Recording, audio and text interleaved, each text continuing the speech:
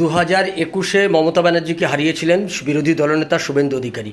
এবার 2026-এর বিধানসভা নির্বাচনে শুভেন্দু অধিকারীর নেতৃত্বে বিজেপি যদি জিততে পারে, ক্ষমতায় আসে, তাহলে শুভেন্দু অধিকারী মুখ্যমন্ত্রী হতে পারেন, এরকম একটা ইঙ্গিত কেন্দ্রীয় নেতৃত্বের তরফ থেকে পাওয়া যাচ্ছে।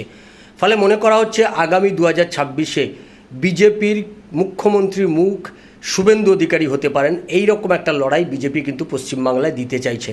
পশ্চিমবাংলায় মমতা ব্যানার্জির পাল্টা একটা মুখকে যদি হাজির না করে লড়াইটা দেয়, তাহলে সেই লড়াইটাতে জেতা খুব কঠিন বলে বিজেপির কেন্দ্রীয় নেতৃত্ব মনে করছেন। ফলে সেক্ষেত্রে তাদের স্ট্র্যাটেজিক কিছু পরিবর্তন হয়েছে। গোটা দেশে বিভিন্ন জায়গায় বিজেপি যখন লড়াই করে, সেখানে কিন্তু কোনো মুখকে সামনে রেখে তারা কখনোই লড়াই করে না।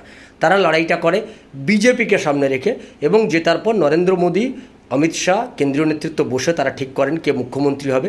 মুখ্যমন্ত্রী যারাই নেতৃত্ব দিক না কেন, তাদের মধ্যে থেকেই, যারা এগিয়ে থাকা নেতৃত্ব তাদের মধ্যে থেকেই মুখ্যমন্ত্রী হয়েছে। ব্যাপারটা এমন নয়, অনেক ক্ষেত্রে, বেশিরভাগ ক্ষেত্রেই হয়েছে অচেনা অজানা অনকরা একটা নাম হঠাৎ করে সামনের দিকে উঠে এসেছে, মুখ্যমন্ত্রী হয়েছে।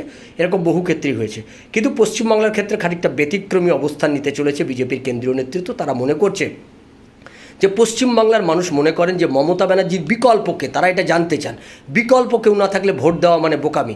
তাহলে তারা বিকল্প মুখ দেখি, অর্থাৎ এখানে ব্যক্তির একটা ভূমিকা থাকে।